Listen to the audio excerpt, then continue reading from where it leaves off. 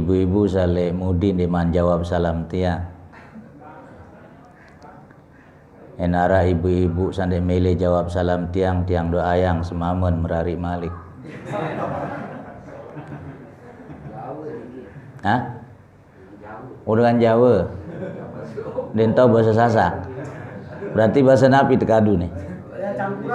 Oh, campuran. Baik. Assalamualaikum warahmatullahi wabarakatuh.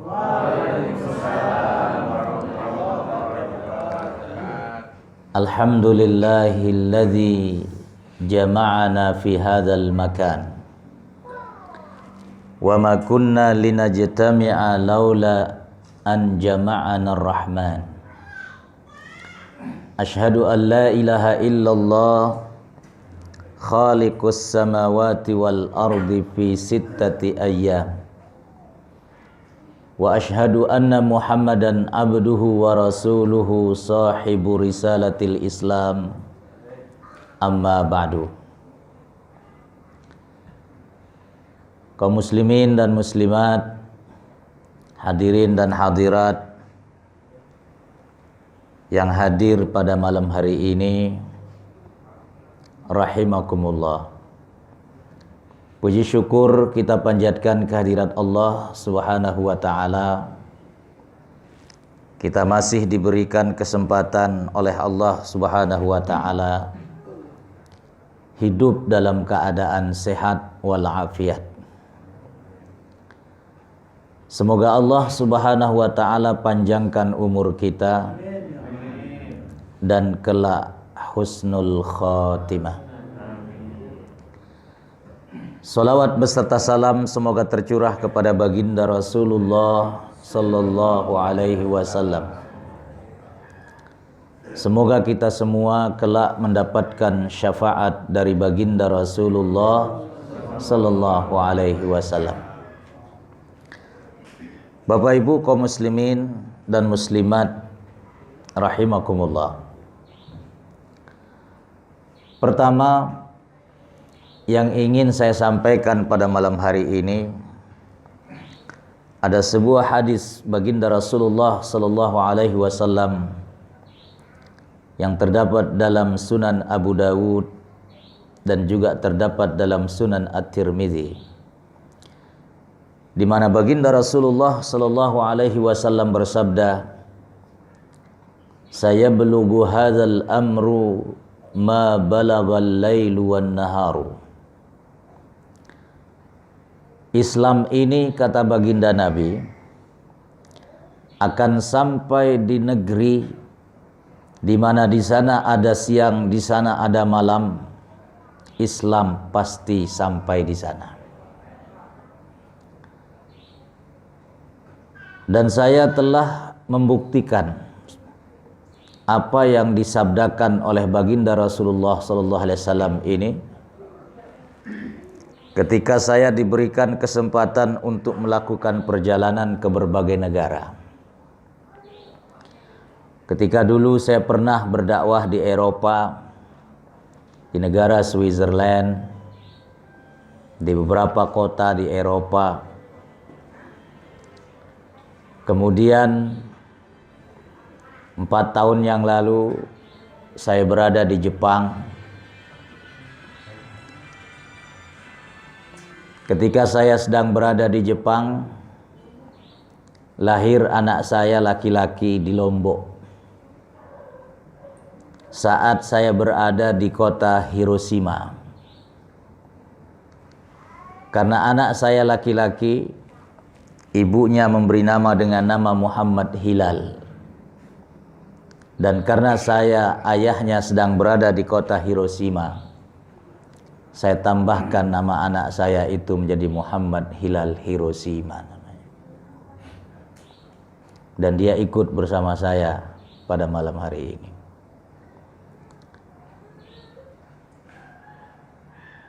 Dua tahun yang lalu, 4 bulan sebelum datangnya corona, saya berada di Cina. Di Provinsi Fujian, di kotanya yang bernama Xiamen. Saya bertemu dengan umat Islam di sana. Begitu azan berkumandang, umat Islam datang berbondong-bondong sholat ke masjidnya. Begitu juga ketika saya ke Thailand, ke Singapura, ke Malaysia, dan negara-negara yang ada di Afrika. Banyak saya melakukan perjalanan. Dan satu hal yang ingin saya sampaikan pada malam hari ini, bahwa apa yang Allah Subhanahu wa taala firmankan dalam Al-Qur'an di surat An-Nasr, "Idza jaa nasrullahi wal fath wa ra'aitan nasa yadkhuluna fi dinillahi afwaja fasabbih bihamdi rabbika wastaghfirhu innahu kana tawwaba." Bahwa janji Allah ketika dulu terjadi Fathu Makkah pada tahun 8 Hijriah, di mana penduduk Mekah dan orang-orang yang berada di Jazirah Arab berbondong-bondong masuk Islam.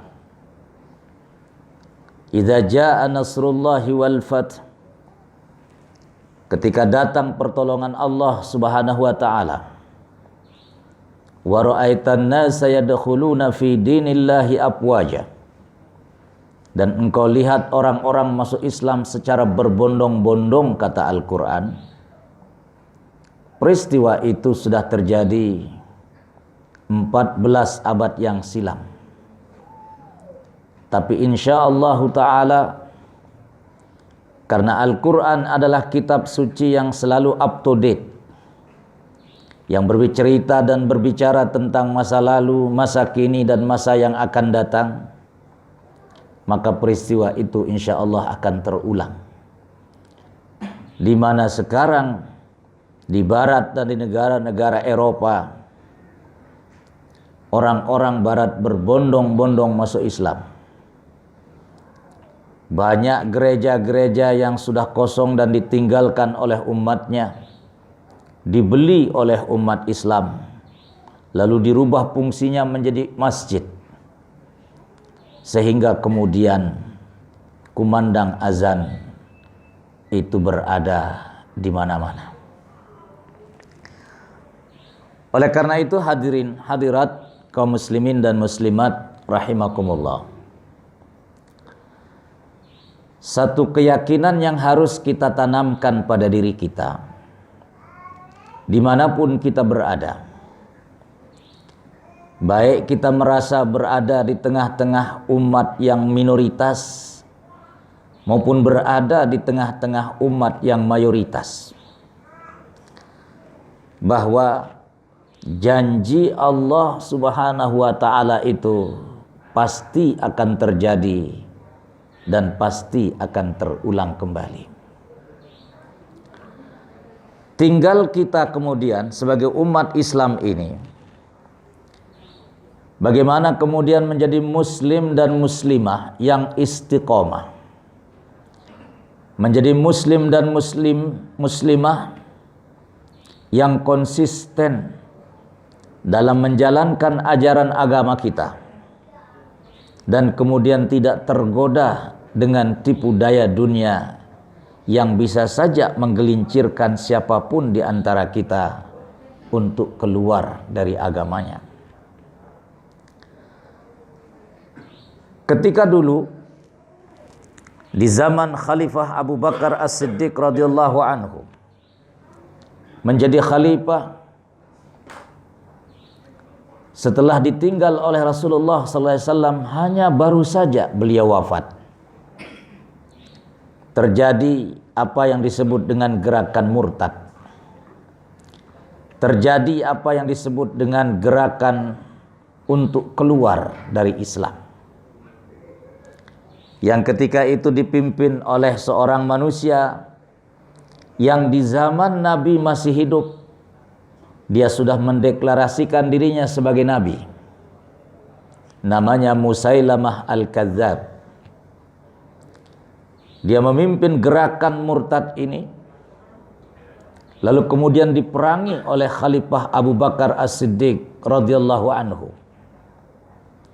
Ketika itu ada satu statement, ada satu pernyataan yang dilontarkan oleh Khalifah Abu Bakar As-Siddiq radhiyallahu anhu. Ungkapan itu tertulis dengan tinta emas dalam sejarah, di mana beliau mengatakan, ayangkusu hadzal din wa ana hayy. Relakah saya melihat agama ini semakin mundur? Relakah saya melihat umat Islam ini semakin berkurang? Relakah saya melihat umat Islam ini semakin terbelakang? Wa ana hayy, sementara saya masih hidup di atas dunia. Inilah ungkapan yang kemudian memberikan motivasi kepada para sahabat-sahabat yang lain untuk bergerak bersama-sama memerangi orang-orang yang ketika itu sudah mau berpaling dari agama. Gerakan itu berhasil dihancurkan. Bahkan Musailamah Al-Kadzab terbunuh oleh seseorang yang dulu dia ini membunuh Hamzah bin Abi Thalib dalam perang Uhud. Namanya Wahsy, seorang sniper, ahli tombak yang sangat luar biasa, yang disewa oleh Hindun, istrinya Abu Jahal ketika itu, karena suaminya Abu Jahal terbunuh dalam perang Badar. Dia kemudian kepingin melakukan balas dendam. Disewanyalah seorang ahli tombak terkenal dari Afrika, namanya Wahsy. Dalam perang Uhud itu, Wahsy berhasil melontarkan tombaknya persis di dadanya Hamzah bin Abu Thalib. Hamzah gugur sebagai syuhada dalam perang Uhud. 7 tahun setelah peristiwa itu, pada tahun 8 Hijriah, ketika terjadi Fathu Makkah, Wahsy yang dulu membunuh Hamzah bin Abu Thalib itu masuk Islam. Wa hasuna islamuhum, dan beliau kemudian menjadi seorang muslim yang betul-betul muslim. Dan kelak ketika Musailamah Al-Kadzab mendeklarasikan dirinya sebagai nabi dan diperangi oleh Abu Bakar As-Siddiq sebagai khalifah, Wahsy berada dalam pasukan Islam, dan dialah yang kemudian berhasil membunuh Musailamah Al-Kadzab ini. Ketika ia berhasil membunuh Musailamah Al-Kadzab dengan pedangnya, sambil ia mengangkat pedangnya, Wahsy kemudian berteriak dengan mengatakan, Allahu Akbar. Qataltu fil jahiliyah ahsanan nas wa qataltu fil islami aswa'an nas. Saya ketika masih jahiliyah, yaitu belum masuk Islam, ketika terjadi perang Uhud, saya membunuh manusia terbaik dari umat ini, kata Wahsy. Dan sekarang setelah saya masuk Islam, alhamdulillah, saya berhasil membunuh manusia terburuk dalam Islam, yaitu Musailamah Al-Kadzab yang mendeklarasikan dirinya sebagai nabi. Maka dalam hadis sahih riwayat Imam Al-Bukhari dan Imam Muslim, hadis ini dinukil oleh Al-Imam An-Nawawi dalam kitab Riyadhus Shalihin, di bab pertama dari kitab Riyadhus Shalihin. diceritakan bahwasanya kelak Allah Subhanahu wa taala, innallaha la yadhhak. Di akhirat itu nanti Allah akan tertawa. Allah akan tersenyum. Mengapa Allah Subhanahu wa taala tertawa? Kata baginda Nabi, al-qatil wal maqtul fil jannah.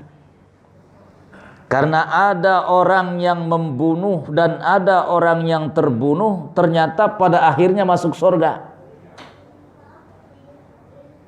Yaitu si Wahsy ketika membunuh Hamzah bin Abi Thalib, ia masih dalam keadaan kafir, masih dalam keadaan jahiliyah.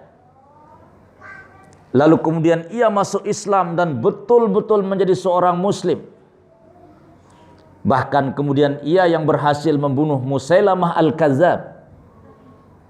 Maka nanti Wahsy dan Hamzah bin Abi Thalib akan bertemu di dalam surga. Kalau Hamzah bin Abi Thalib nanti bertemu dengan Wahsy yang telah membunuhnya, apakah dia akan marah? Apakah dia akan balas dendam di sana? Tentu tidak ada. Kenapa? Karena semua umat Islam, orang-orang yang beriman, yang mati dalam keadaan beriman, sebelum nanti dimasukkan ke dalam surganya Allah Subhanahu wa taala, kata Allah di surat Al-A'raf, wa naza'na ma fi sudurihim min gillin tajri min tahtihimul anhar. Dicabut perasaan benci, dicabut perasaan iri hati, dicabut dari perasaan dendam dari hati orang-orang yang hendak masuk surga. Maka di surga tidak ada orang yang membenci, tidak ada orang yang iri hati, tidak ada orang yang saling dendam. Jadi nanti kalau Hamzah bin Abi Thalib bertemu misalnya dengan Wahsy sang pembunuhnya, dan insya Allah akan bertemu, maka dia nggak akan protes kepada Allah Subhanahu wa taala, ya Allah, ini orang yang dulu membunuh saya, kok sekarang berada dalam surga? Izinkan saya untuk balas dendam, ya Allah. Nggak ada di dalam surga. Karena semua orang yang telah masuk surga itu telah dicabut dari dalam hati mereka perasaan marah, perasaan benci, perasaan dendam, perasaan iri hati. Maka apa yang ingin saya sampaikan pada malam hari ini, kaum muslimin dan muslimat rahimakumullah, kita hidup di tengah-tengah masyarakat yang mayoritas non-muslim di Bali ini. Betul? Jangan kemudian pernah merasa kalau misalnya kita bertemu, berteman, bersahabat dengan orang Hindu misalnya, bahwasanya kemudian kita kerdilkan, kita kemudian merasa lebih hebat dan lebih benar.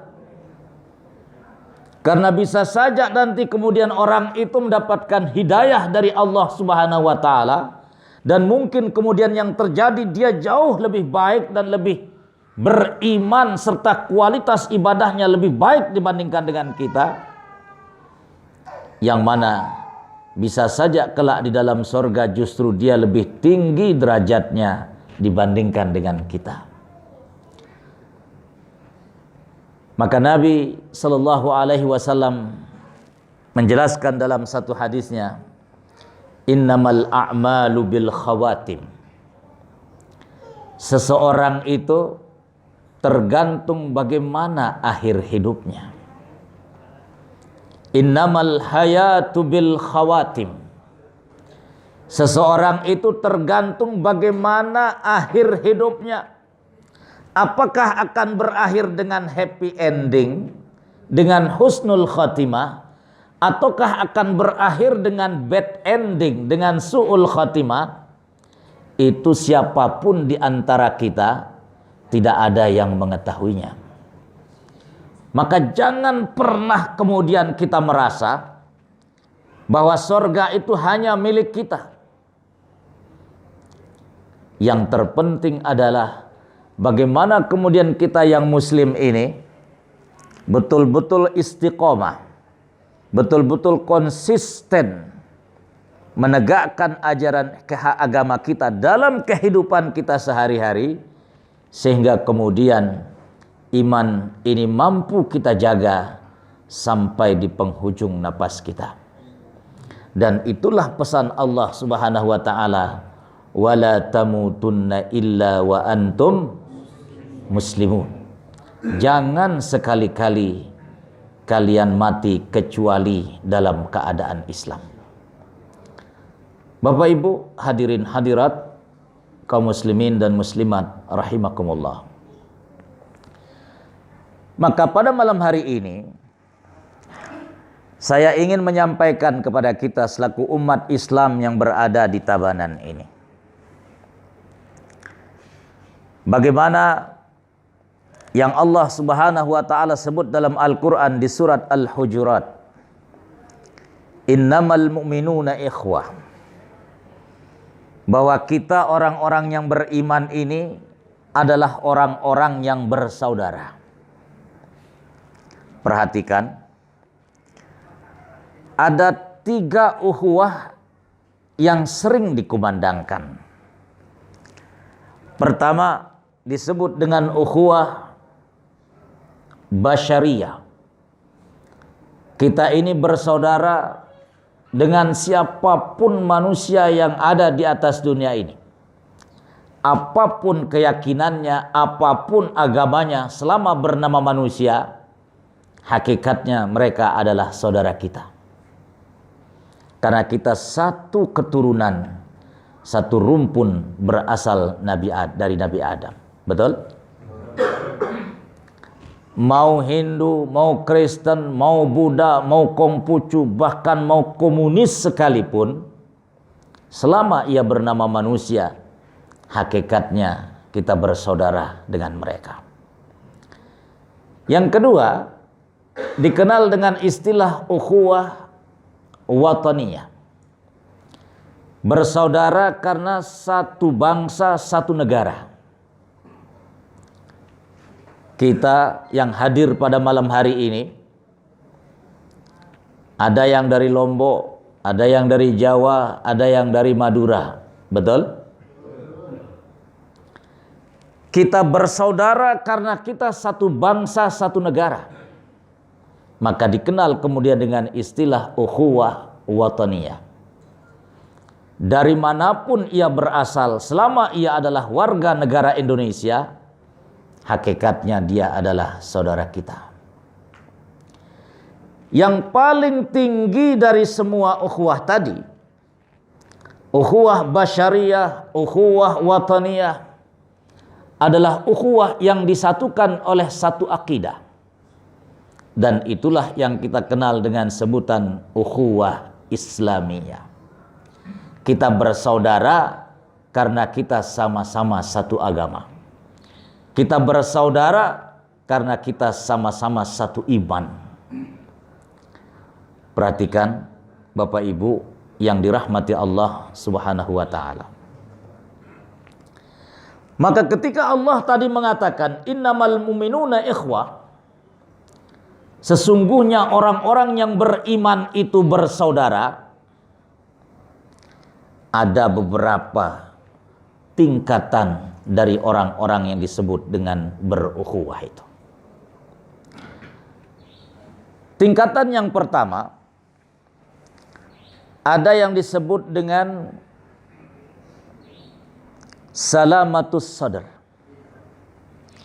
Bagaimana kita memiliki hati yang lapang, memiliki hati yang tidak ada perasaan iri dan benci kepada sesama saudara umat Islam.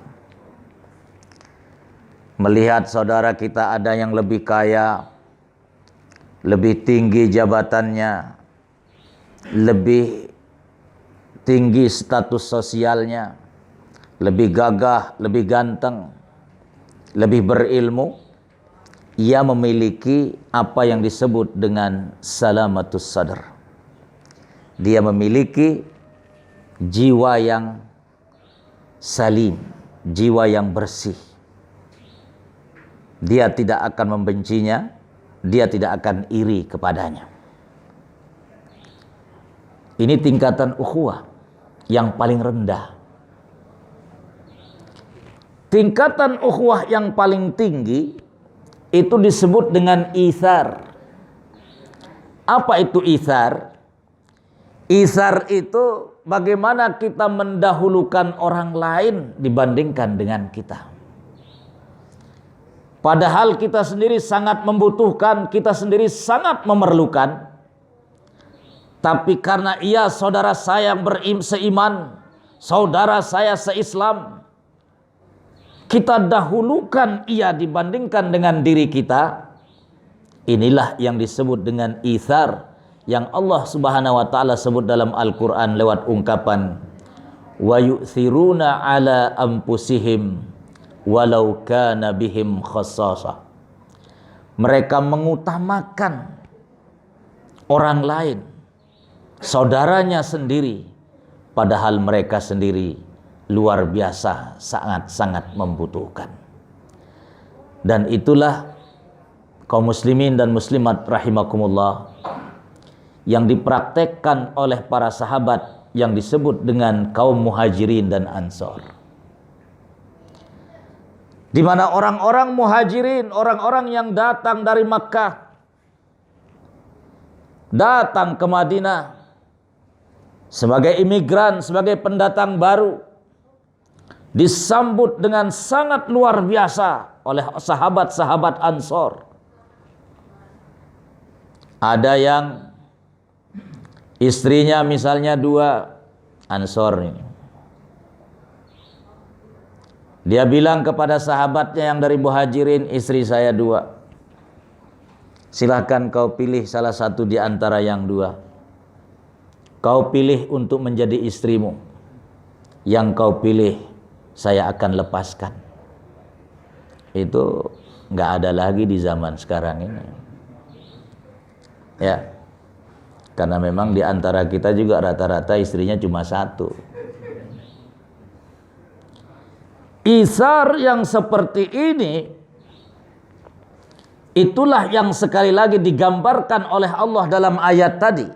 Wa yu'thiruna ala anfusihim walau kana bihim khassasah.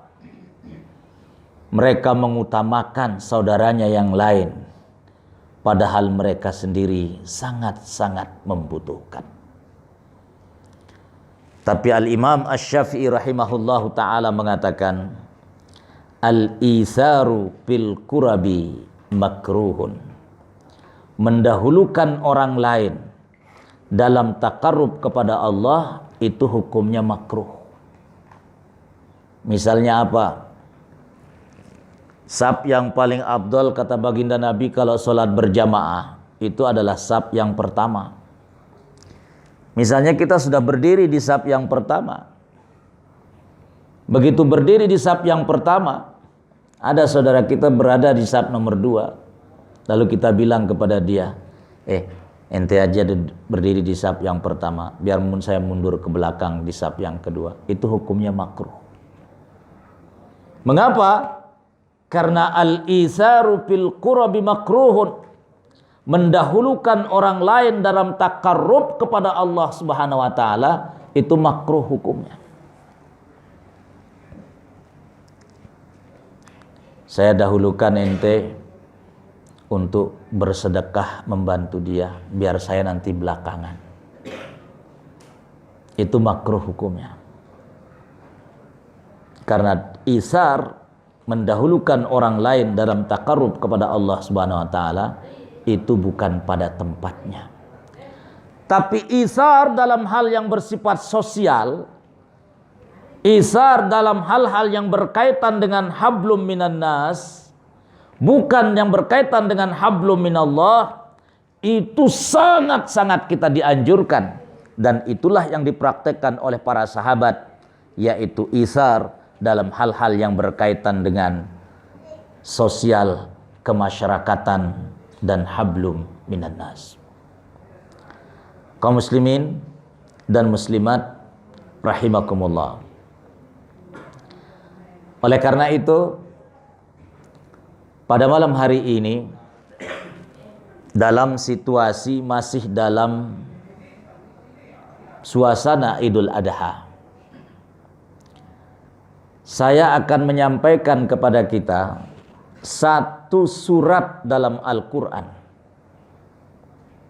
Suratnya paling pendek, terdiri dari 3 ayat. Dan siapapun umat Islam pasti menghafal surat ini. Dan selalu dibaca oleh para khatib dalam khutbah-khutbah Idul Adha-nya. Suratnya adalah surat Al-Kautsar. Bismillahirrahmanirrahim.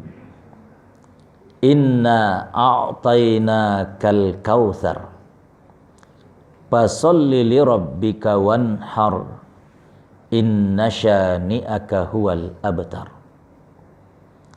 Saya akan menyampaikan tafsiran dan makna yang lain sebagaimana yang mungkin sering kita dengar, tetapi ini ada penafsiran yang lain dari makna yang tersirat dalam surat Al-Kautsar ini.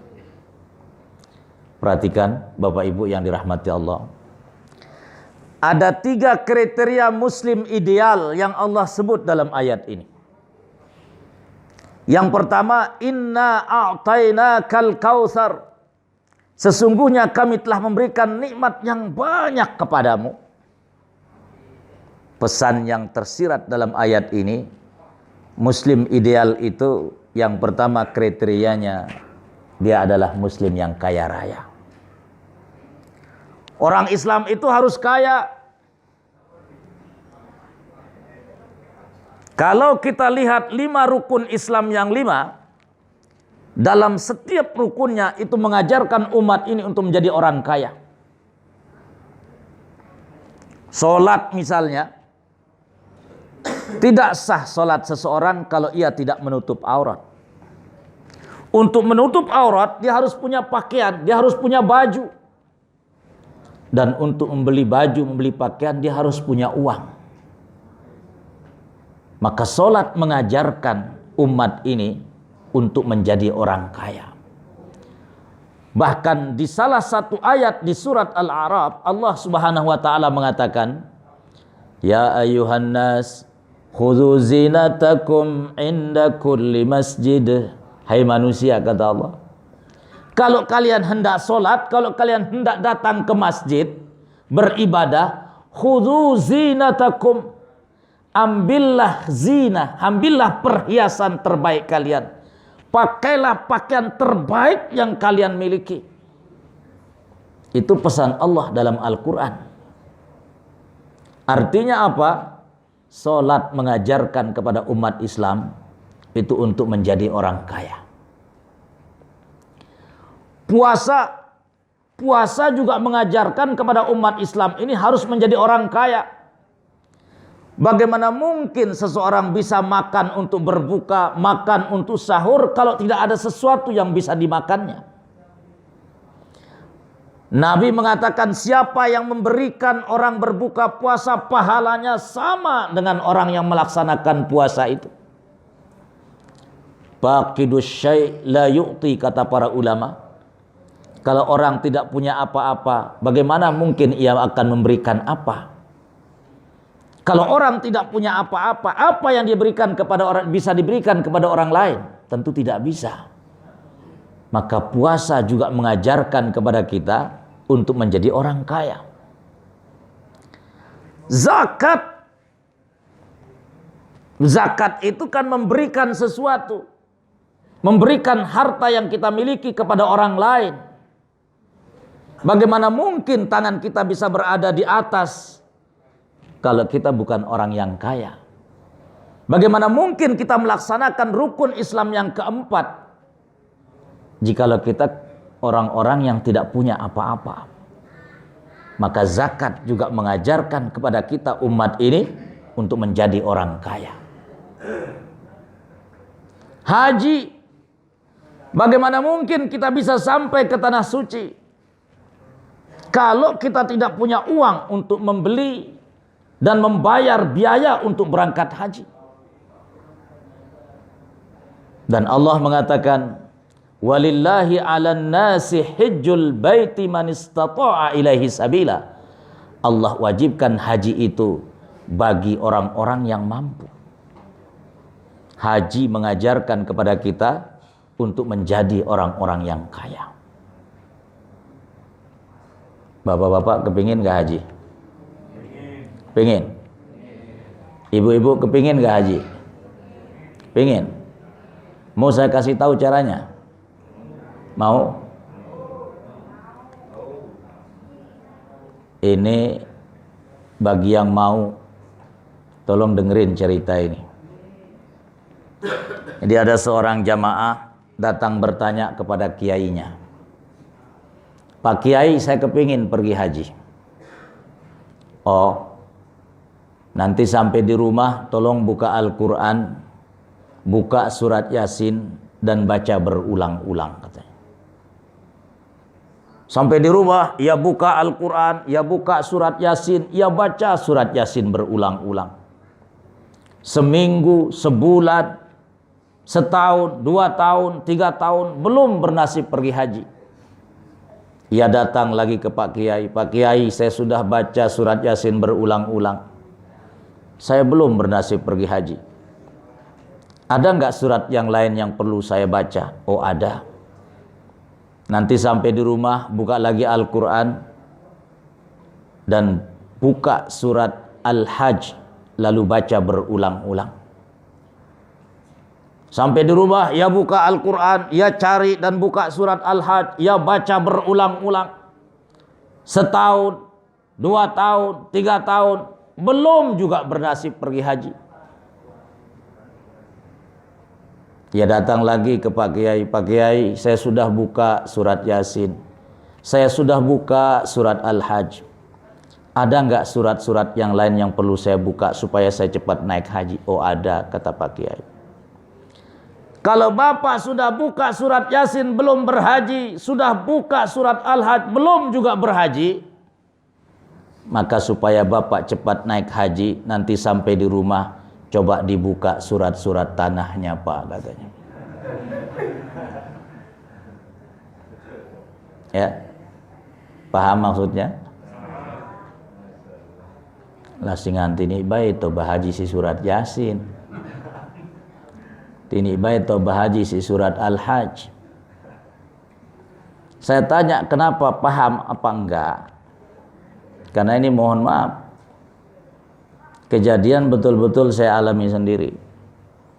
3 tahun yang lalu, ketika saya baru selesai ngisi kajian malam Jumat di Islamic Center Hubul Waton di Mataram, di NTB.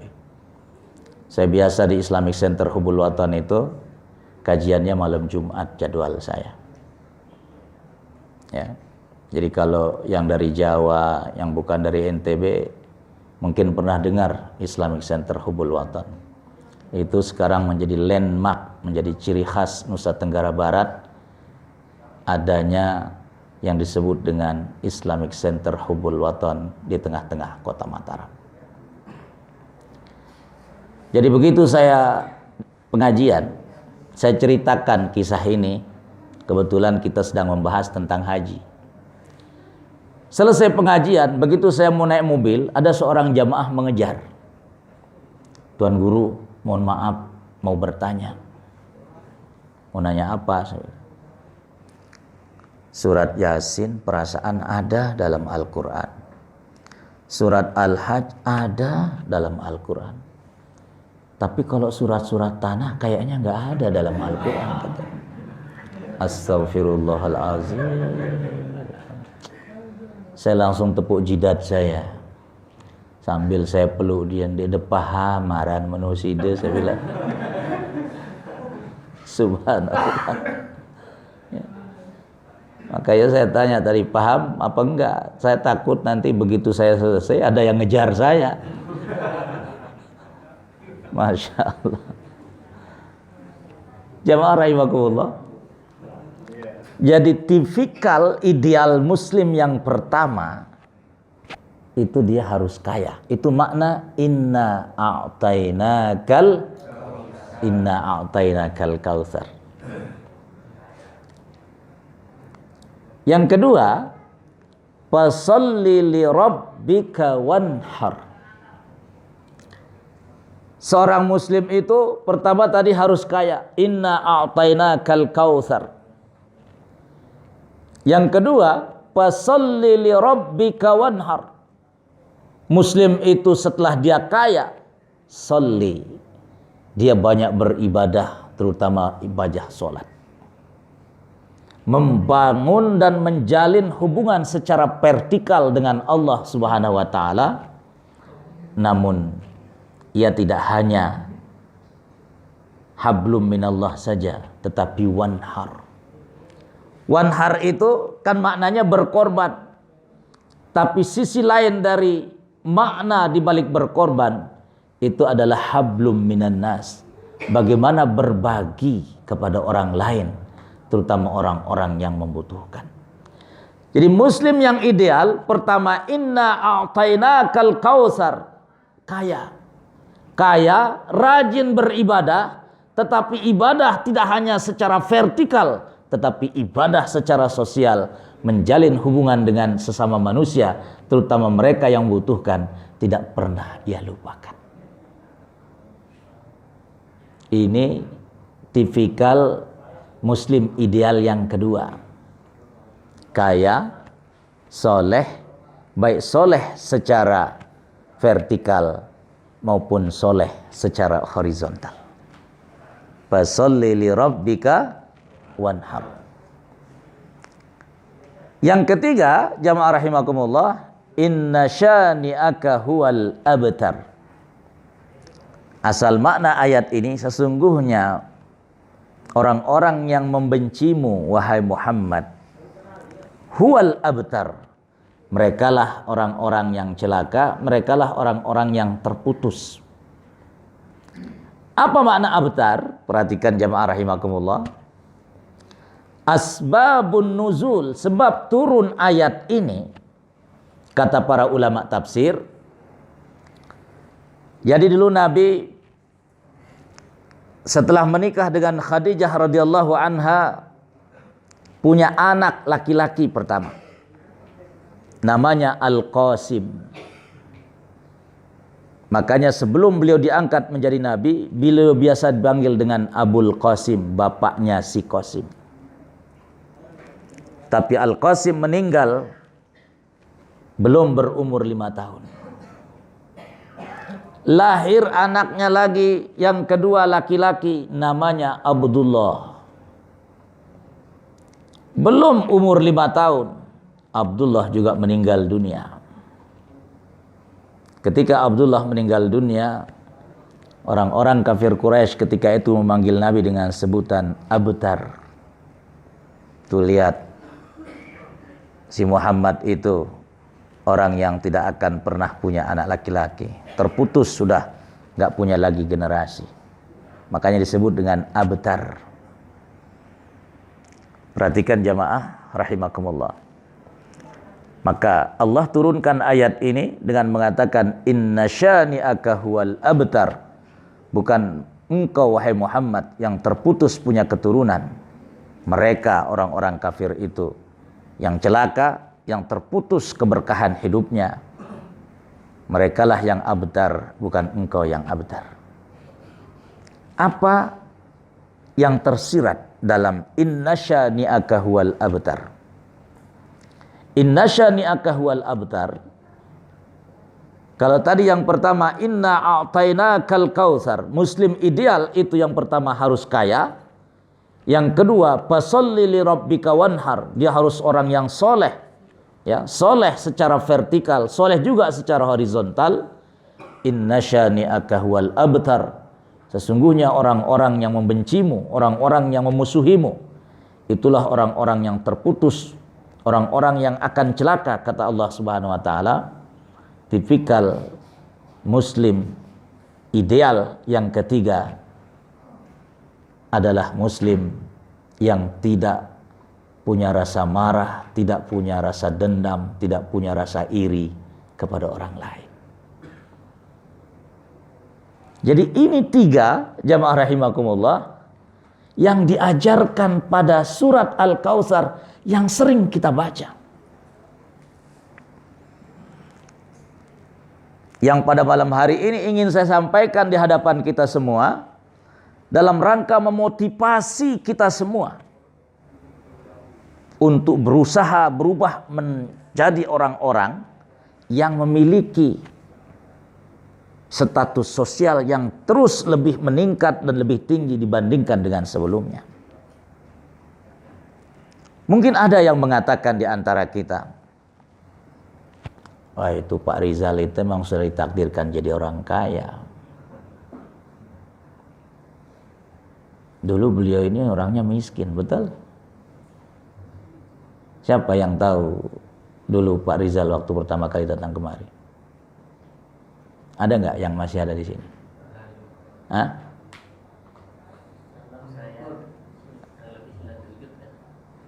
Waktu itu belum kaya ya? Hah? Belum? Tapi bedanya dia sudah sewa rumah satu, ntar kita kos 20.000 satu bulan. Oh gitu. Iya. Ya, cerita yang saya dengar, di beliau dulu ngontrak di Uber sama tukang kontrakannya. Jual pulsa awalnya datang kemari. Dan ketika beliau berhaji, saya diundang untuk menyampaikan ceramah di sini untuk pelepasan jamaah haji setabanan. Waktu Gedung Mario. Iya. Waktu itu di Gedung Mario. Begitu mau masuk ke gedung itu, ada seorang ibu-ibu yang berdiri dekat pintu gerbang. Selama ini saya nggak pernah kenal, padahal saya sering datang ke rumah Pak Rizal ini. Begitu ketemu dengan ibu itu, Pak Rizal langsung memeluknya dan langsung menangis luar biasa, terseduh-seduh sambil memeluk ibu itu. Saya bertanya, Pak Rizal itu siapa? Lalu Pak Rizal mengatakan, itulah ibu angkat saya. Dulu saya awal-awal di Bali ini belum punya apa-apa. Dia punya warung makan. Saya makan dari sisa-sisa makanan orang yang ada di warungnya, katanya. Ternyata saya yang bernasib duluan pergi haji dibandingkan dengan beliau ini, katanya. Makanya itulah sebabnya saya menangis sangat luar biasa karena mengingat ketika dulu saya miskin dan papa, katanya. Itu luar biasa. Apa yang ingin saya sampaikan, jamaah rahimakumullah? Mungkin kita berpikir bahwasanya ada orang-orang yang memang ditakdirkan untuk jadi orang kaya. Saya sudah sekian tahun berada di Bali, kok hidup saya masih saja seperti ini? Sekian tahun saya berusaha ini dan itu, tapi semuanya bangkrut dan tidak ada mengalami kemajuan. Perhatikan saudara-saudaraku, orang-orang yang beriman.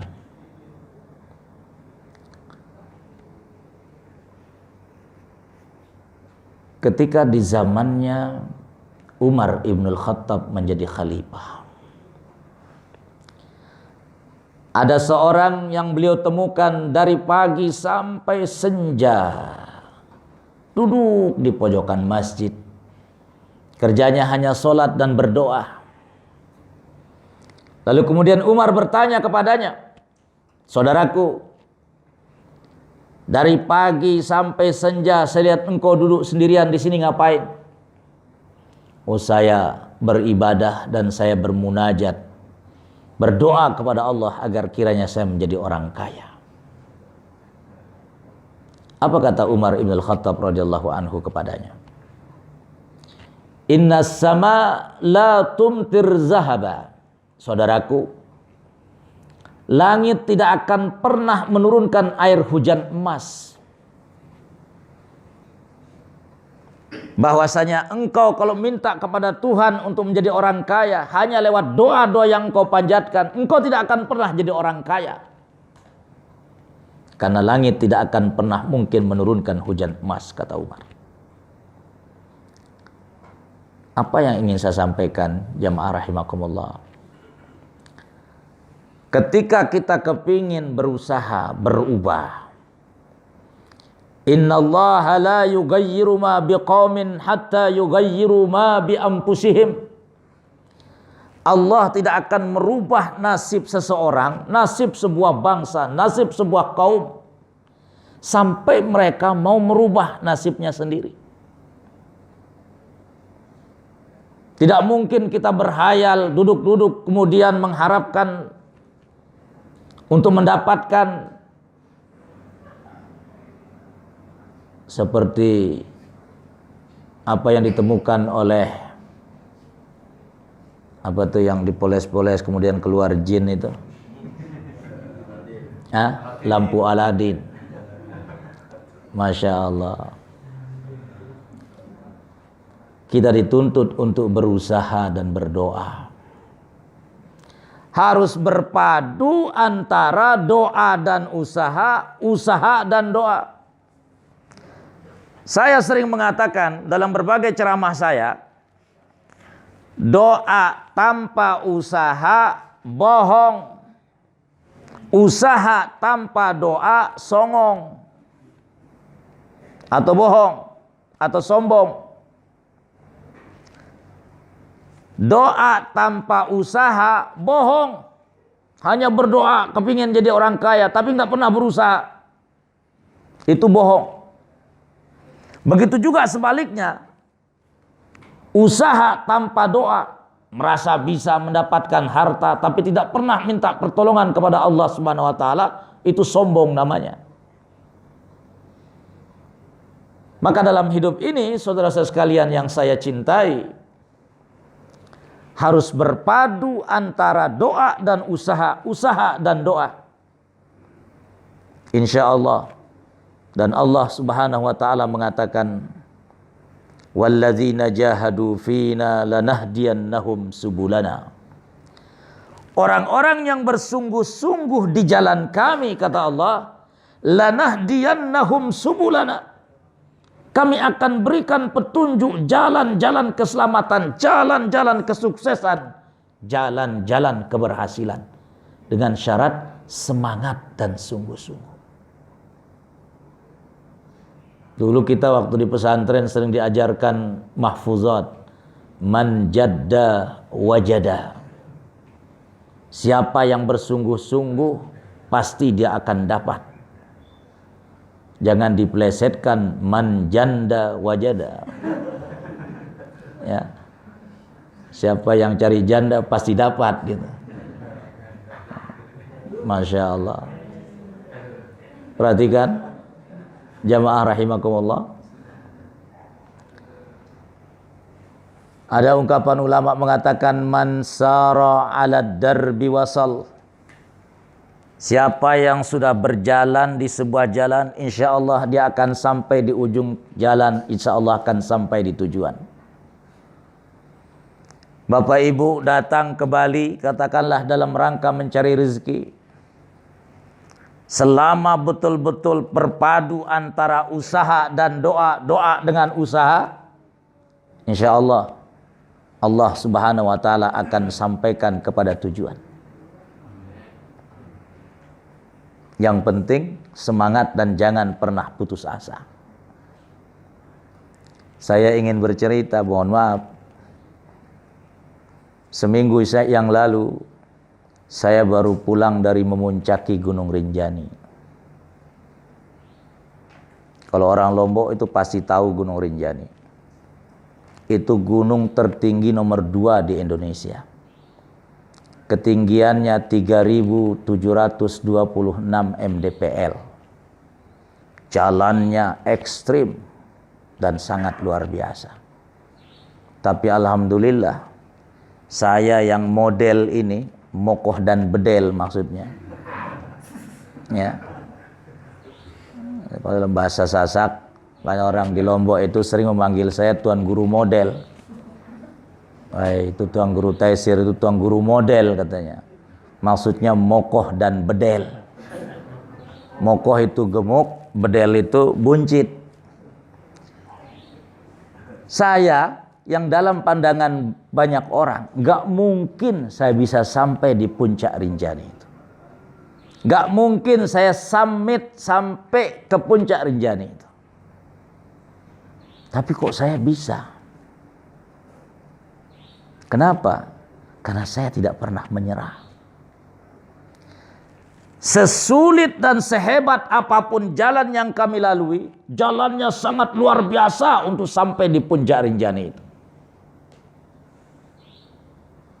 Tapi karena saya tidak pernah menyerah, pantang berkalang tanah. Kalau orang Jepang mengatakan gambate kudasai, tidak akan pernah menyerah sebelum berkalang tanah. Itu semangatnya orang Jepang itu. Dan selalu saya ajarkan kepada santri-santri saya untuk meneriakkan ungkapan bahasa Jepang itu. Gambate kudasai. Dan saya dikawal oleh para santri di pondok untuk sampai di puncak itu. Tidak ada yang mustahil. Oleh karena itu, saudara sekalian, sebagai penghujung kajian kita pada malam hari ini, Allah Subhanahu wa taala mengatakan dalam Al-Qur'an, innal arda yarisuha ibadiyas salihun.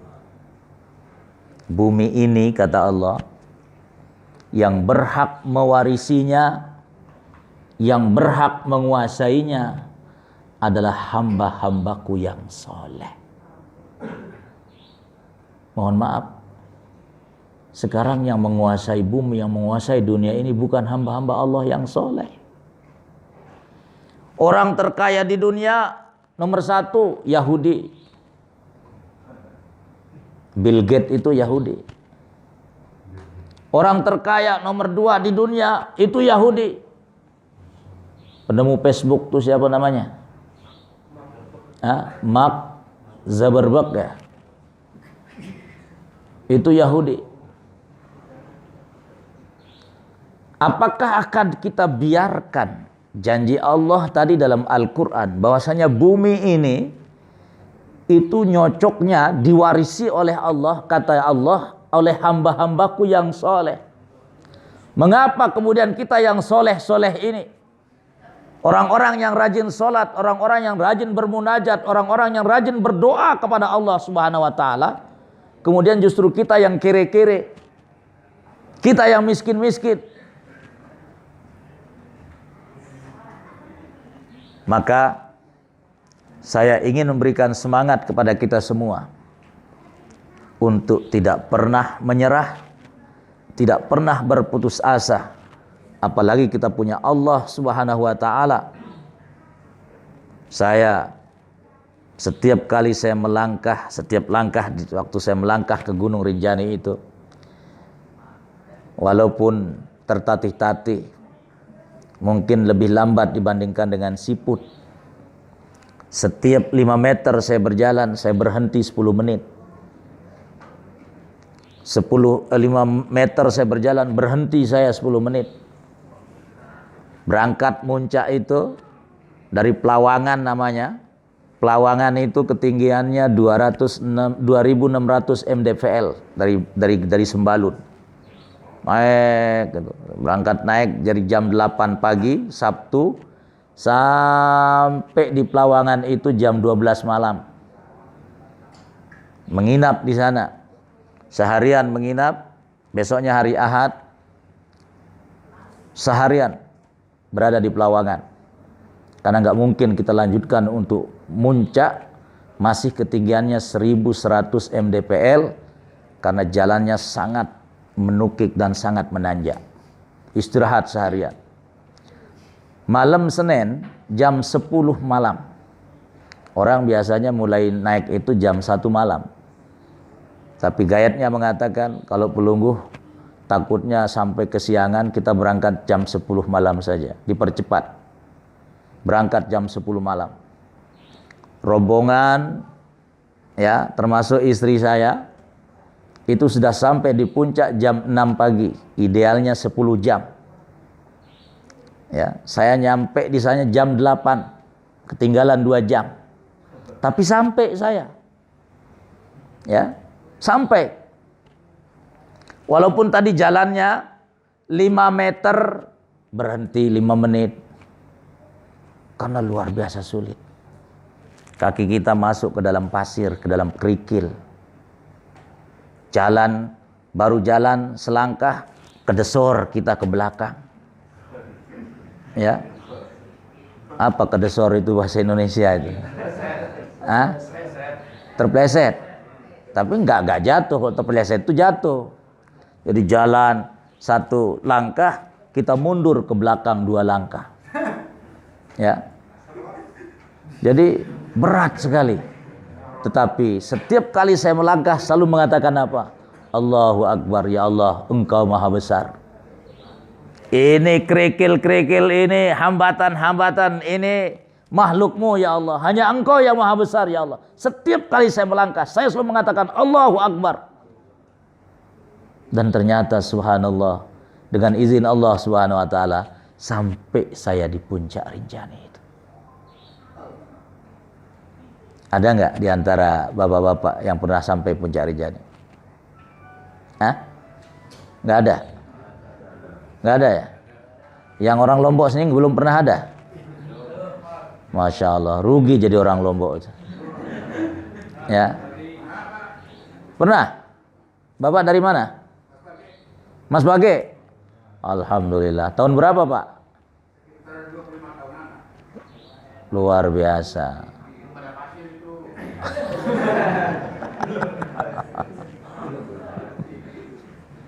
Karena memang setelah gempa, kan sempat gempa 2018, itu banyak jalan-jalan baru dan banyak jalan-jalan yang lebih sulit. Naik ke Rinjani itu ada namanya Bukit Penyesalan. Sekarang Bukit Penyesalan itu sudah nggak ada karena hancur oleh gempa itu. Tetapi di mana-mana kita di atas Rinjani semuanya jadi Bukit Penyesalan.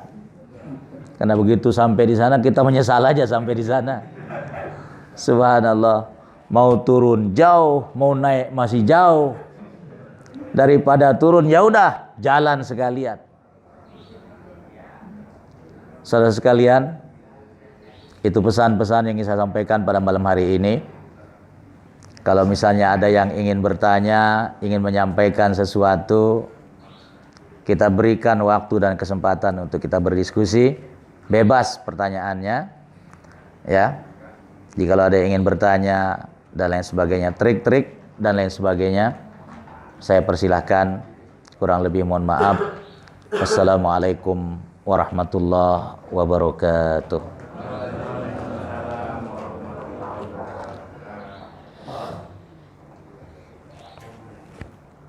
Ada yang bertanya sebelum kita berdoa?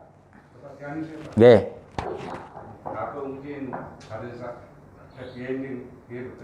Oh, Masya Allah. Coba terjemahan ke bahasa Indonesia.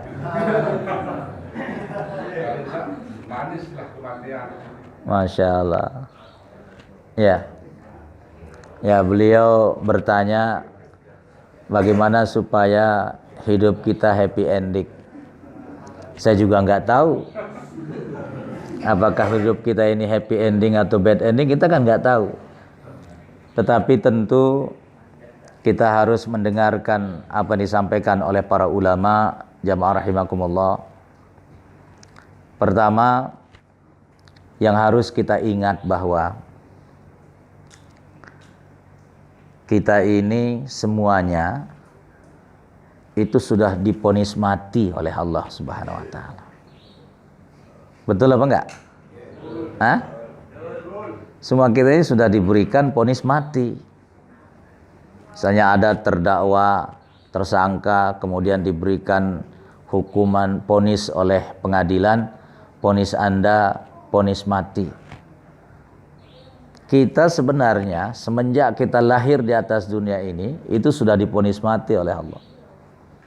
Saya sering mengatakan ayat kedua di surat Al-Mulk, surat Tabarak, di mana Allah Subhanahu wa taala berfirman, Tabarakalladzi biyadihil mulku wa huwa ala kulli syai'in qadir. Alladzi khalaqal mauta wal hayata liyabluwakum ayyukum ahsanu amala wa huwal azizul ghafur. Saya sering mengartikan ayat ini bahwa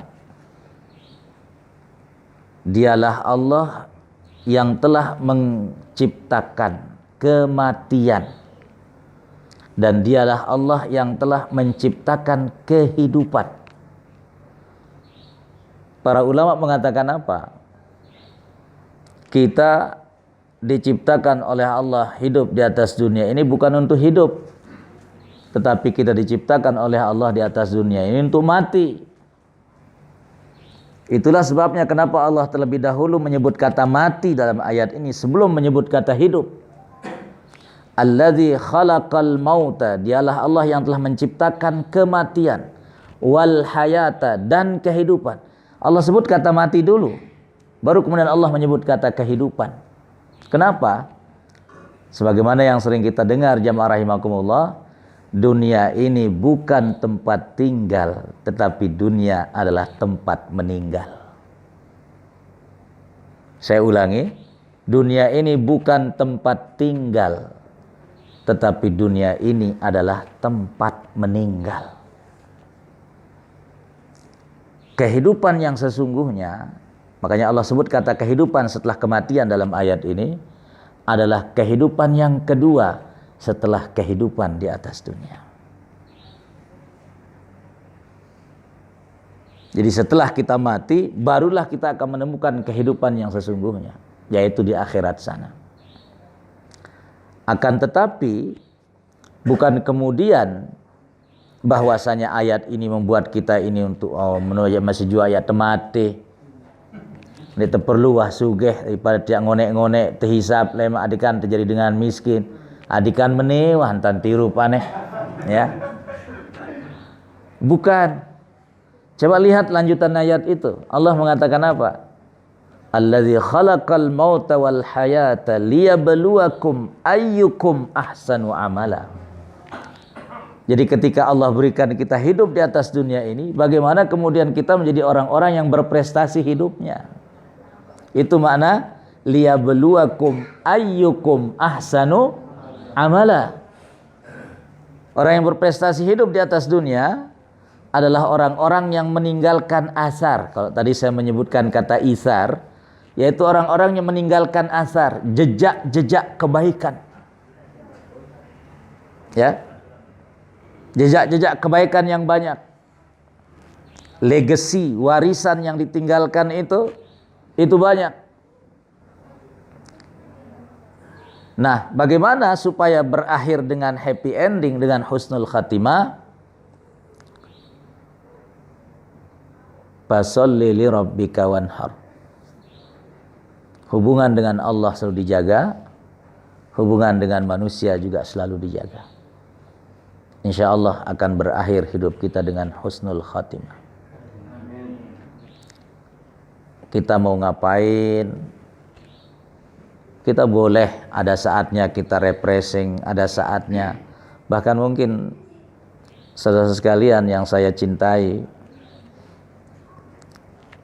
mungkin kalau pulang ke Lombok, saya ini mungkin termasuk, mohon maaf, tuan guru yang mungkin masuk kategori tuan guru yang aneh. Kenapa? Saya hobinya macam-macam. Saya hobi diving, menyelam ke dalam lautan. Ya. Dulu waktu Ustaz Abdul Somad datang ke Lombok pertama kali, saya menemani beliau diving, nyelam di lautan Sekotong itu. Saya juga hobinya fishing, hobinya mancing. Makanya saya punya sampan untuk mancing. Kali waktu kalau lagi saya rehat, lagi capek, saya pergi mancing. Kadang saya hiking, trekking, naik ke Gunung Rinjani. Makanya ketemu jamaah pengajian saya di atas Gunung Rinjani, semuanya minta selfie sama saya. Hebat kok Tuan Guru bisa sampai di sini, katanya. Ya makanya saya bilang, saya ini Tuan Guru aneh.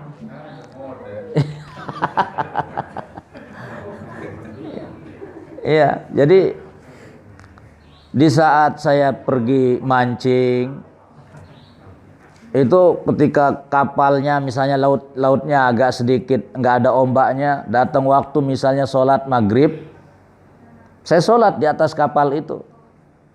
Saya buat konten, ya, walaupun mancing sholat berjamaah, saya berjamaah bersama teman-teman. Kebetulan kapal saya itu dia ada apa namanya, ada atapnya tempat sholat, bisa untuk sholat 10 orang bisa di atas kapalnya, di atas atapnya itu. Jadi untuk dalam kondisi apapun, mau sedang diving, mau sedang fishing, mau saat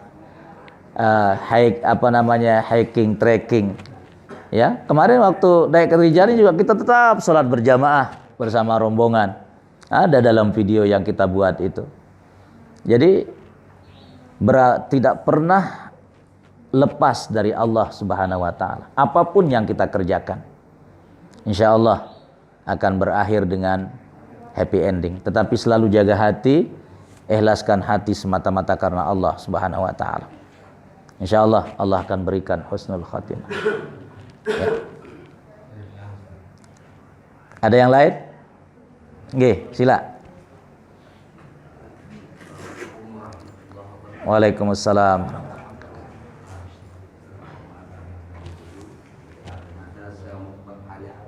Nggih. Masalah ayat wa ma khalaqtul jinna wal insa Illa liya'budun. Nggih. Dan kedua, ada hadis apa Al-Qur'an. Nggih. Awwalu ma yuhasibu abdi yaumal qiyamah as-shalah. Nggih. Ayat yang kedua ini. Saya minta penjelasannya. Baik. Itu saja pertanyaannya. Assalamualaikum warahmatullahi wabarakatuh. Waalaikumsalam warahmatullahi wabarakatuh. Yang pertama, tadi apa pertanyaannya? Ayat Al-Quran, wa ma khalaqtul jinna wal insa illa liya'budun. Perhatikan jamaah rahimakumullah, ya. Kita jangan salah memahami ayat ini. Perhatikan, ada satu hal penting yang ingin saya sampaikan. Jadi ayat wa ma khalaqtul jinna wal insa illa liya'budun, tiadalah aku menciptakan jin dan manusia, kata Allah, kecuali hanya untuk beribadah menyembahku. Ayat ini dulu pernah dipakai oleh seorang cendekiawan Belanda menipu orang-orang Aceh dalam masa penjajahan. Dia mengatakan kepada orang-orang Aceh setelah dia kembali belajar dari Mekah, dia sempat belajar di Mekah itu pura-pura nyelinap ke Mekah, masuk Islam. Selama 8 tahun dia belajar sama ulama-ulama di Mekah. Kembali dia ke Aceh, karena dia bisa bahasa Arab dan hafal Al-Quran, ribuan hadis dia hafal. Maka orang-orang Aceh menganggapnya dia seorang ulama, padahal dia adalah seorang misionaris, seorang orientalis. Namanya Snok Hogronya namanya. Saya pernah ke Aceh dan pernah datang ke kuburannya. Snok Hogronya ini dulu mengatakan apa kepada orang-orang Aceh? Hai umat Islam, katanya. Kan Allah berfirman dalam Al-Quran, wa ma khalaqtul jinna wal insa illa liya'budun. Aku tidak ciptakan jin dan manusia kecuali hanya untuk menyembahku. Maka kata Snok Hogronya apa?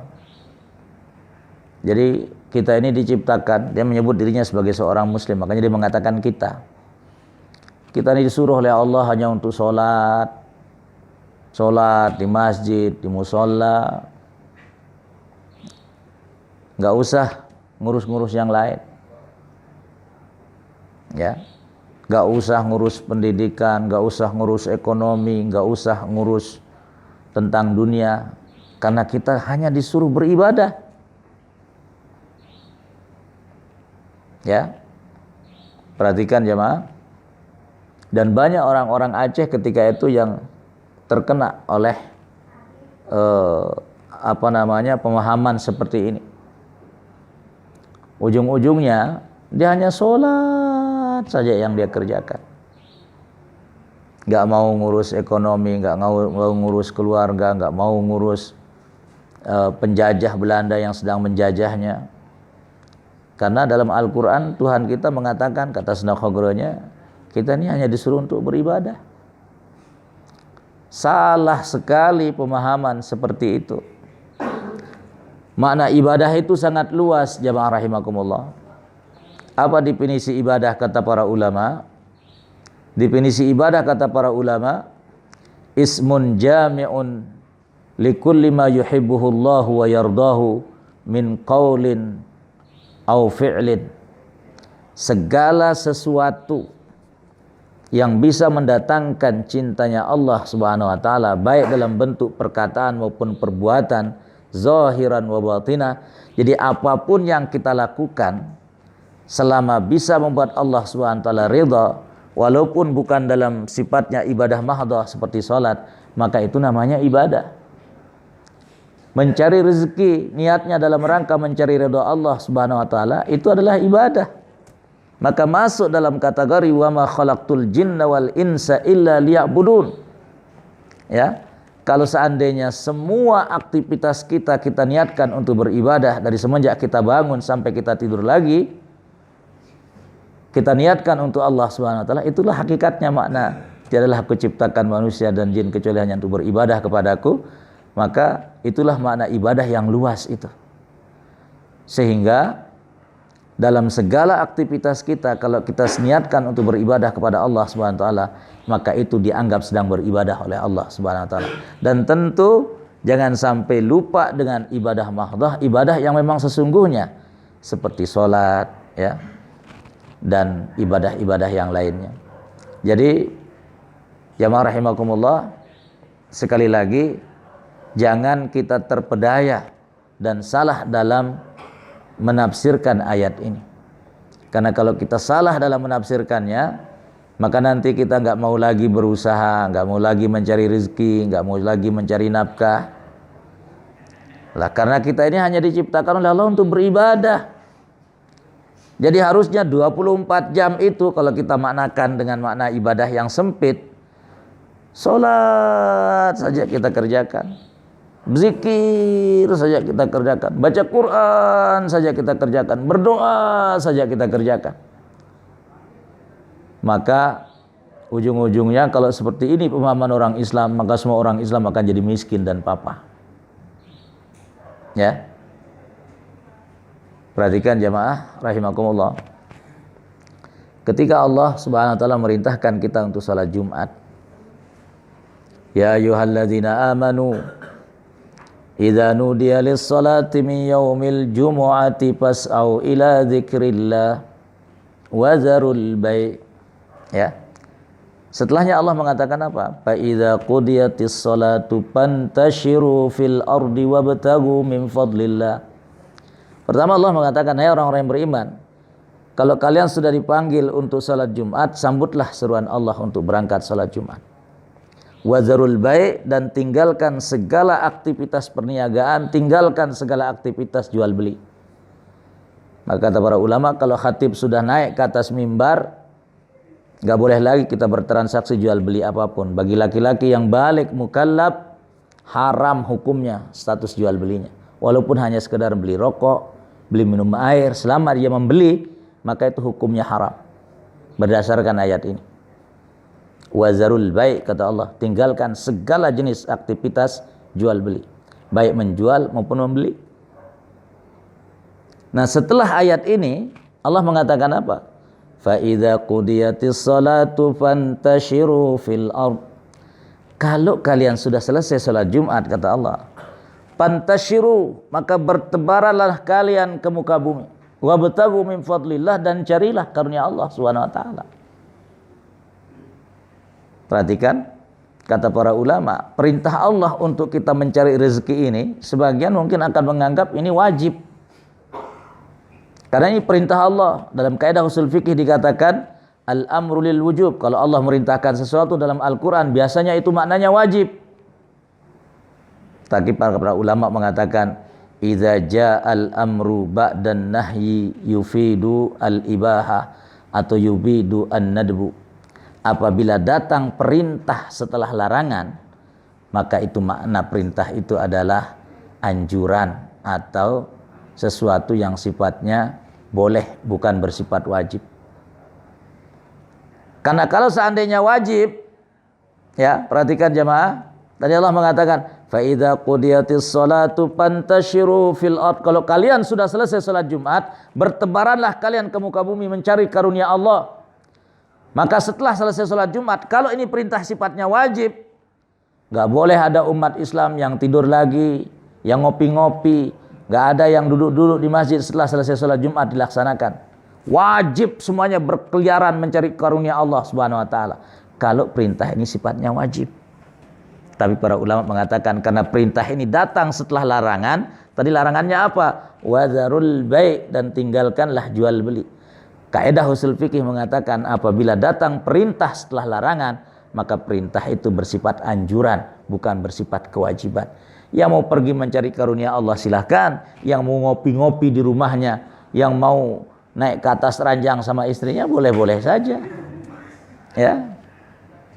Jadi sekali lagi ayat tadi jangan sampai kita salah menafsirkan bahwa kita ini kan diciptakan Allah untuk beribadah kepadanya, maka mari kita sholat saja, kita zikir saja, kita tilawah saja. Salah. Lalu kita tidak mau mencari nafkah, tidak mau mencari karunia Allah Subhanahu wa taala, itu salah besar. Ya. Jadi jangan salah artikan makna wa ma khalaqtul jinna wal insa illa liya'budun. Kemudian pertanyaan yang kedua, itu bukan ayat tetapi hadis. Rasulullah SAW mengatakan awwalu ma yuhasabu bihil abdu yaumal qiyamah as-shalah. Yang pertama kali nanti akan dihisab oleh Allah Subhanahu wa taala pada hari kiamat adalah ibadah yang bernama salat. Fa in saluhat saluha sairu amalihi wa in fasadat fasada sairu amalihi. Kalau salatnya baik, maka amal-amal yang lain akan menjadi baik. Tapi kalau salatnya tidak baik, maka amal-amal yang lain menjadi tidak baik. Artinya apa? Perhatikan jemaah. Kalau tadi Allah mengatakan inna a'tainakal kautsar fasolli, kata Allah. Salatlah, memang titik tekan ibadah itu memang pada salat. Karena salatlah yang merupakan ibadah yang secara vertikal langsung berhubungan dengan Allah Subhanahu wa taala. Dan perhatikan jamaah rahimakumullah, satu-satunya ibadah yang merupakan rukun Islam yang 5 yang tidak bisa dibadalkan, tidak bisa digantikan oleh siapapun, itu hanyalah salat. Puasa, Nabi mengatakan apa? Man mata wa alaihi siyamu Ramadan falyasum lahu ahluhu. Siapa yang mati ada puasa Ramadan yang belum dia kerjakan, maka boleh digantikan oleh keluarganya. Puasa boleh digantikan, diqadhakan oleh keluarganya. Begitu juga dengan haji. Haji ada yang namanya badal haji. Kalau orang sudah meninggal, misalnya seharusnya dia berangkat haji, tetapi kemudian keburu mati, dia boleh dibadalkan. Dibayar orang lain di Saudi, di Mekah sana untuk menghajikan, boleh. Tapi kalau sholat, itu nggak ada istilah badal sholat. Nggak ada istilah kodok sholat atau mengkodokkan sholat orang yang sudah meninggal dunia. Misalnya nggak ada istilah kodok. Ada kadang sebagian orang, karena dia tahu misalnya keluarganya ini banyak meninggalkan sholat, begitu dia mati, dia bayar ustadz di kampung, nih nanti saya kasih 1 juta, tolong kodokkan sholat almarhumnya, sekitar setahun dia nggak sholat katanya. Nggak bisa sholat itu dikodokkan oleh orang lain, karena sholat itu hubungan pribadi seorang hamba dengan Tuhannya. Insya'a ghafara wa insya'a azaba. Kalau Allah mau mengampuni, Allah ampuni. Kalau Allah mau siksa, Allah akan siksa. Itulah sebabnya, sekali lagi jamaah, perhatikan. Sebenarnya, sekali lagi ini sebenarnya, di zaman Nabi, zaman para tabi'in, termasuk zaman imam mazhab yang 4 dari Hanafi, Maliki, Syafi'i dan Hambali, itu enggak ada istilah fidyah salat. Yang pertama kali melakukan fidyah itu adalah Al-Imamul Baihaqi, salah satu ulama bermazhab Syafi'i. Tapi Syafi'i sendiri enggak pernah memfatwakan itu. Jadi ada keluarganya Imam Baihaqi ini yang meninggal dan meninggalkan sholat di saat sakitnya. Difidyahkanlah oleh beliau satu sholat itu 1 mud. 1 mud itu kata para ulama 2 tangan orang dewasa seperti ini. Kalau dikilokan sekarang sekitar 0,75 kilo, artinya belum sampai 1 kilo. Jadi satu sholat dibayarkan 1 mud. Tapi itu sekali lagi yang pertama kali melakukannya adalah Al-Imam Al-Baihaqi. Imam mazhab yang 4 nggak ada, ya, yang aslinya.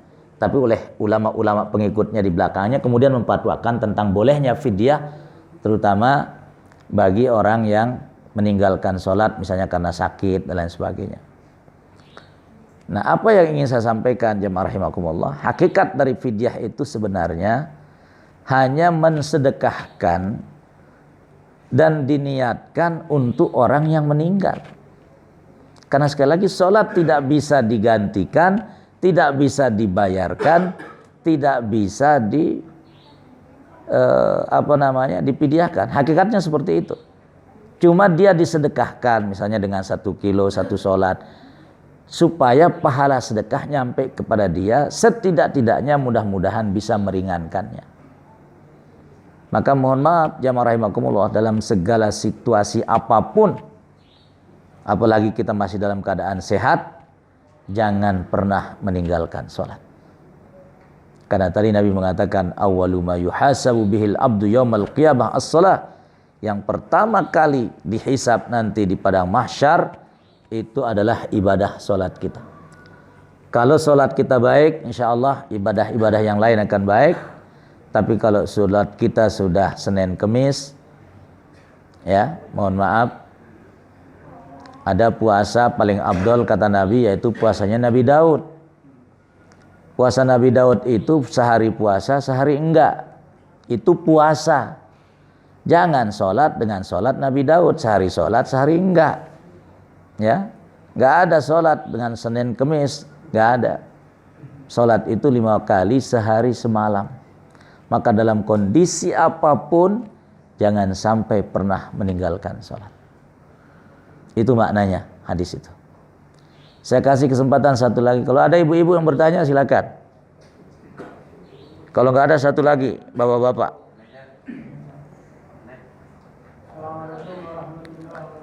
Waalaikumsalam.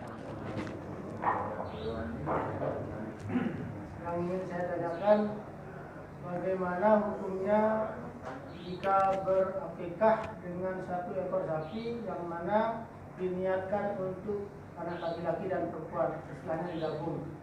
Itu yang pertama. Yang kedua, bagaimana hukumnya jika berakikah secara berfungsi? Sekian. Waalaikumsalam warahmatullahi wabarakatuh. Ya, perhatikan jamaah. Nanti sebelum saya jawab, ada satu hal yang perlu kita perbaiki, paradigma kita tentang akikah ini. Di Lombok itu ada tradisi, kalau misalnya ada peringatan Maulid Nabi, peringatan hari-hari besar Islam, itu biasanya anak-anak yang baru lahir ini dibawa ke atas masjid, ya ke dalam masjid, kemudian dikuris rambutnya, dicukur rambutnya oleh para tuan guru, oleh para ustadz yang hadir dalam acara Maulid Nabi itu. Bagus anak-anak kita dipegang kepalanya, dicukur rambutnya. Tapi itu belum namanya akikah. Ya. Itu belum namanya akikah. Yang namanya akikah itu apa? Kata para ulama ini disebut dengan akikah az-zabihah allati tuzbahu lil maulud, yaitu kambing yang disembelihkan bagi anak yang baru lahir. Itu namanya akikah. Jadi kalau membawa anak ke masjid, dipegang kepalanya, dicukur rambutnya, tapi belum pernah disembelihkan kambing, itu belum diakikahkan namanya. Ngurisang namanya. Ya. Cara bahasa Sasak itu namanya ngurisang. Tekang julu, tekuris julu itu si tuan guru. Tengurisang dia bilang itu. Jadi perhatikan, Nabi mengatakan dalam satu hadisnya, kullu mauludin marhunun biaqiqatihi. Setiap bayi yang dilahirkan itu tergadaikan sampai dia diakikahkan. Apa maksud hadis ini? Ada dua kata para ulama. Apa maksudnya tergadaikan? Pertama, kalau ada anak belum diakikahkan oleh orang tuanya, kelak di padang mahsyar orang tuanya tidak mampu atau tidak mendapatkan syafaat dari anaknya ini, karena dia belum diakikahkan dulu sewaktu dia lahir sampai dia meninggal. Itu makna setiap bayi yang lahir itu tergadaikan sampai dia diakikahkan. Jadi kalau kita orang tua punya anak kita besok misalnya masuk surga, kalau belum diakikahkan maka anak ini tidak mampu memberikan syafaat kepada ayahnya karena belum mengakikahkannya dulu. Itu makna yang pertama. Makna yang kedua, kata para ulama, makna tergadaikan bahwa anak kalau dia sudah diakikahkan itu sebagai muntolak, sebagai batu pijakan untuk dia akan mendapatkan kebaikan dunia dan akhirat. Maka dulu para ulama kalau misalnya saat mengakikahkan anaknya, keluarganya, walaupun saat itu dia tidak punya kambing sampai berani berhutang. Kenapa? Karena dalam ayat Al-Quran Allah mengatakan fihi khair, dalam daging-daging yang dibagikan itu akan mendatangkan kebaikan dan keberkahan. Maka boleh ketika kita mengakikahkan anak kita, cucu kita, itu boleh dengan berhutang, asalkan memang kira-kira mampu untuk membayar. Nabi mengatakan lil gulam kabsan, untuk anak laki-laki 2 ekor kambing, untuk anak perempuan itu 1 ekor kambing. Ini dalam tataran ideal 2 ekor kambing itu, walaupun sebenarnya 1 kambing saja untuk anak laki-laki juga boleh. Ya. Karena Nabi dulu ketika mengakikahkan cucunya Hasan itu dengan 1 kambing. Lahir 2 tahun kemudian cucunya yang kedua Husain, dia akikahkan dengan 1 ekor kambing karena memang hanya 1 mampunya saat itu. Jadi kalau kita hanya mampunya 1 kambing saja untuk anak laki-laki, udah 1 saja, nggak perlu dipaksakan dengan 2. Jadi tergantung kemampuan pada hakikatnya. Tapi kalau mampu 2, itu jauh lebih bagus dan lebih afdal. Ya, perhatikan jamaah rahimakumullah. Kalau untuk anak perempuan 1 ekor kambing kata Nabi. Tapi sekali lagi untuk anak laki-laki 1 ekor kambing pun sudah mencukupi. Afdolnya 2. Nah tadi pertanyaannya, bagaimana kalau ada anak laki disembelihkan seekor sapi. Seekor sapi ini kan harganya lebih mahal dibandingkan dengan 2 ekor kambing pun lebih mahal. Ya. Ada ulama, jadi para ulama berbeda pendapat. Ada ulama yang membolehkan menyembelih dengan selain kambing, ada ulama yang tidak membolehkan, hanya kambing saja untuk akikah. Ya. Maka bagi yang membolehkan selain kambing, maka boleh saja dengan digabungkan antara anak laki-laki dan anak perempuan tadi dengan 1 sapi. Ya, bagi yang bolehkan mengakikah dengan selain kambing. Tapi bagi ulama yang mengatakan nggak boleh selain kambing, maka nggak boleh. Termasuk kalau misalnya ada 7 orang anak lahir, kemudian berkongsi 7 ibu bapaknya untuk membeli seekor sapi. Ya, bagi yang mengatakan boleh dengan selain kambing, maka boleh-boleh saja berkongsi sebagaimana berkorban dengan 7 orang untuk kongsi 1 sapi. Bagi yang mengatakan tidak boleh, maka tidak boleh kongsi dengan 1 sapi itu, karena hanya boleh kambing saja.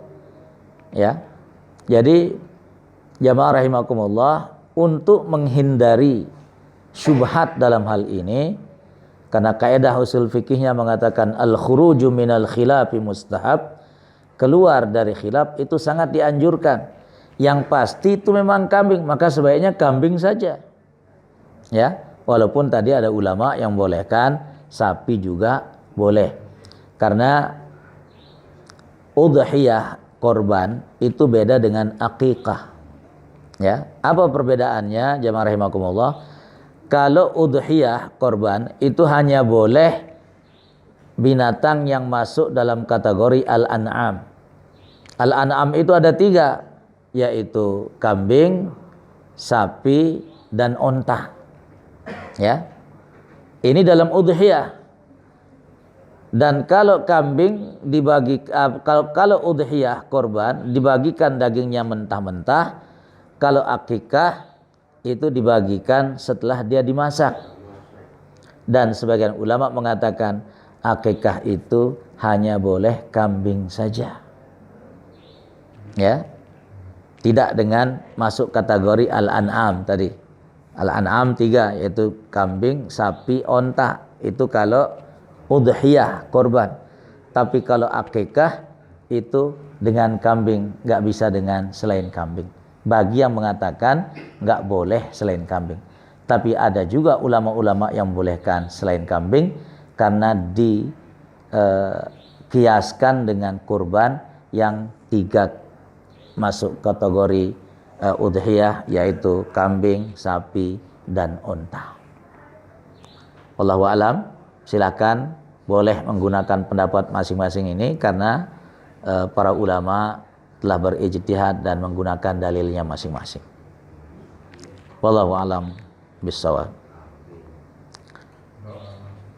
Baik, jamaah rahimakumullah, alhamdulillah saya terus terang sebenarnya kecapean, capek dan ngantuk, karena perjalanan tadi waktu di Lembar kita sudah naik kapal jam 12, tetapi kapalnya berangkat jam 2. Lama sekali dia jalan.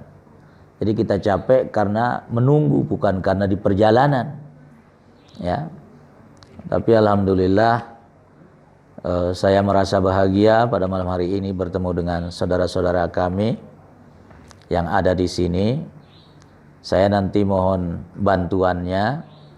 Kalau saya kirim video ceramah saya lewat Denny, ya, itu saya sering kirimin, karena saya punya namanya Tuan Guru Taisir Official di YouTube saya itu sering saya kirim lewat saudara kita Denny. Tolong Denny nanti disebar di teman-teman di sini untuk dakwah, ya, untuk lebih bermanfaat. Dan kalau bisa di like dan di subscribe kalau bisa, ya, supaya mendatangkan keberkahan. Karena sekarang dakwah lewat secara digital, lewat media, ini memang salah satu cara untuk kita mensyiarkan Islam, walaupun kita tidak bisa sampai di sana. Misalnya khutbah saya kemarin di Epicentrum, khutbah Idul Adha, itu sudah sampai di Australia karena disebar oleh mereka-mereka yang punya teman-teman di Australia. Sudah sampai di berbagai negara karena teman-teman yang ada temannya kuliah di Amerika, yang kuliah di Eropa, itu dia sebar. Dan itu mudah-mudahan menjadi amal jariyah, menjadi sedekah jariyah, ya, ilmun yuntafa'u bihi, yang terus bisa didengar dan dijadikan sebagai referensi oleh saudara-saudara umat Islam di mana saja berada. Mari kita tutup pertemuan kita pada malam hari ini dengan kita berdoa kehadirat Allah Subhanahu wa taala. Mudah-mudahan kita semua yang hadir pada malam hari ini bersama seluruh keluarga kita kelak bisa reuni dalam surganya Allah Subhanahu wa taala. Al-Fatihah.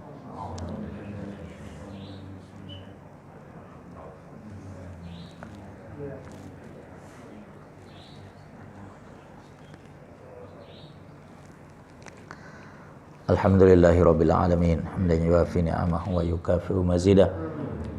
Ya Rabbana lakal hamdu kama yanbaghi li jalalika wa 'azimi sultanik. Allahumma salli ala sayyidina Muhammadin wa ala alihi wa ashabihi wa sallam.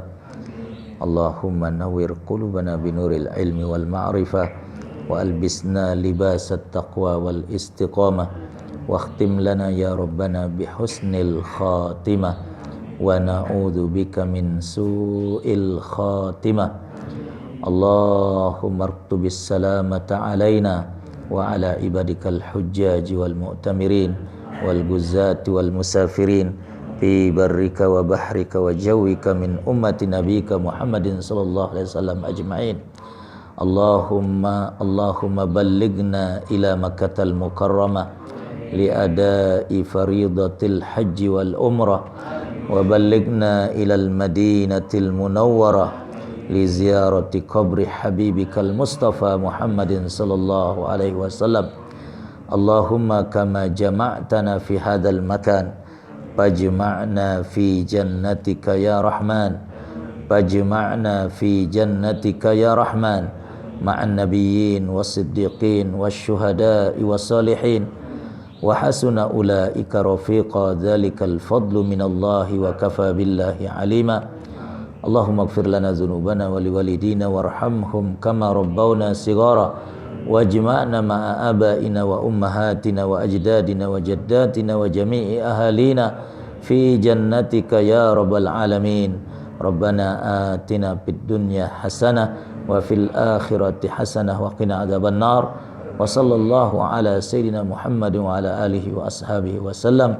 Walhamdulillahi rabbil alamin bi barakatil Fatihah.